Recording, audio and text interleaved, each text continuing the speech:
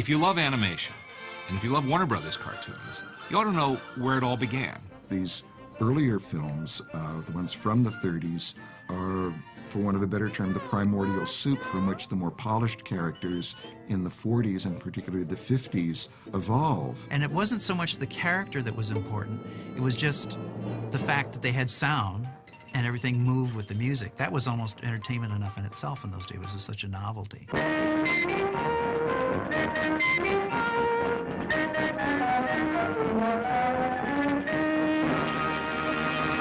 These were young men, you know, barely college age, with some artistic training, learning what was essentially a new art form, the sound cartoon. What could it do? Where could they take it? What could they do with it? And these very early characters gave them a place to develop and learn how to animate, how to direct, how to time a gag, how to stage a gag, that they would carry much further when they began to develop the familiar characters of Daffy and Porky and Bugs. They were a product of the Depression when it was at its most severe. They were eternally sunny, optimistic, fun, cheerful cartoons when people needed cheering up. We made the first one in 1930. It was the first Looney Tune called Sinking in the Bathtub. And that started it.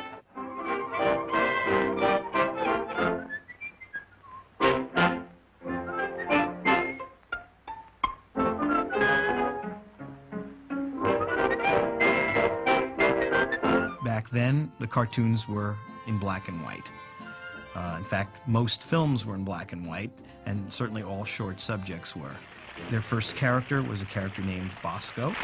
He's the epitome of the 1930s Depression-era optimistic character icon that Hollywood was trying to sell to the public, to cheer people up.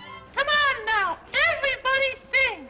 We're in the money, the sky's sunny. He was happy, and he would sing in the face of anything.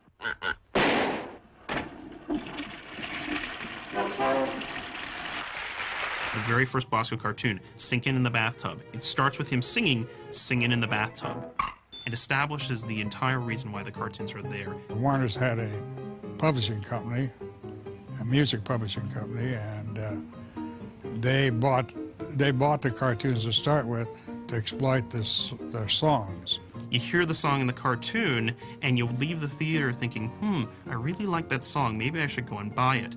And you go to the store and you buy that piece of sheet music. And that's really what the cartoons were meant to do. They're early music videos.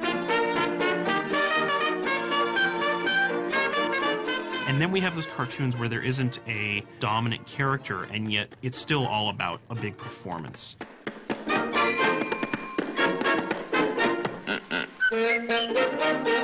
Pagan Moon is a great example where it's this really early song about the islands.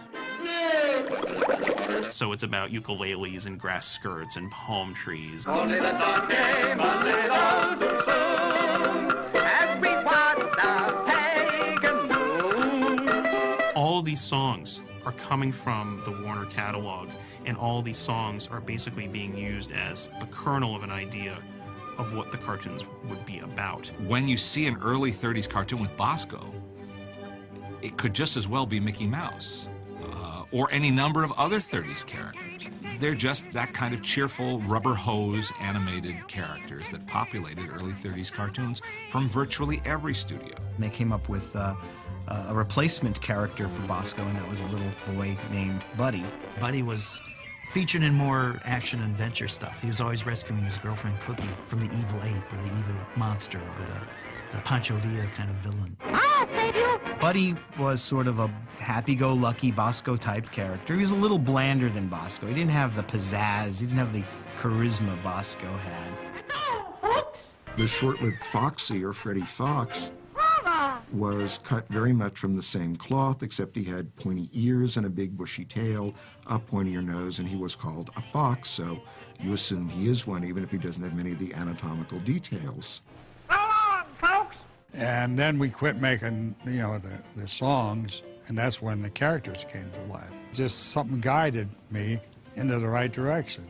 But what they were missing was a star. And in the 1930s, there was Mickey Mouse, there was Donald Duck, there was Popeye the Sailor. from the other studios. And Warner Brothers really didn't have a star character. The Merry Melodies had gone to color, and Friz Freleng made a color Merry Melody called I Haven't Got a Hat. It was like a parody of the Our Gang shorts, and he had two little dogs called Ham and X, and he had a cat and a pig that he called Porky and Beans. When I did that first Porky Pig, he was just one of a group. We will now open our exercises with a recitation by our little friend, Porky Pig. He just stood out from the others. We figured, well, next time we do a cartoon, we might have a character there, so we used him, not knowing that he would become a popular character, but we really didn't have any characters at all. Hardly a man is now alive who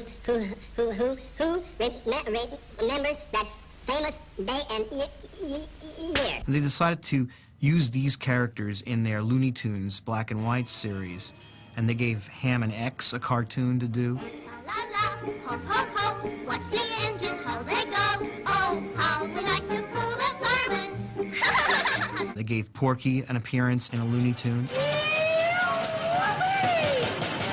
But they decided that Beans, for some reason, that Beans would be the next big star. Beans is the name, one of the Boston beans. Unfortunately, that wasn't to transpire with the public. Beans starred in about 3 or 4 cartoons. But one of the Beans cartoons was called Gold Diggers of 49, and they teamed him up with Porky as a comedy relief sidekick in it. That cartoon was directed by Avery, and Avery decided that I'm going to make these funny cartoons with this pig character.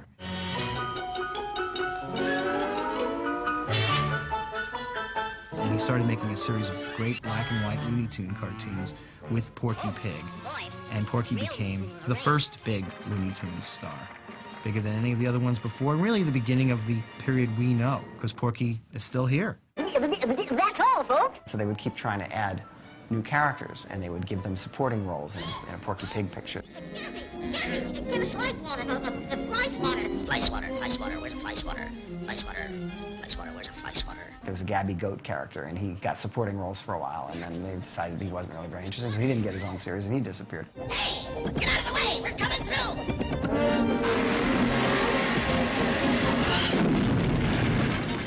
And so if you don't see Bosko and his even more toothless successor, Buddy, Strawberry. I'll take vanilla.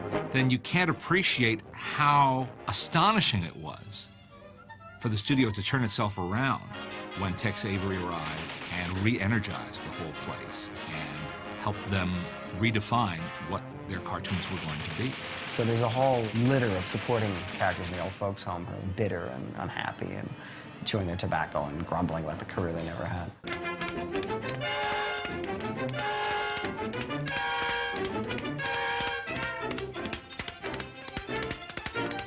Say, how's Bosko gonna save the girl? I don't know. Well, we gotta do something. Let's go home. Good idea.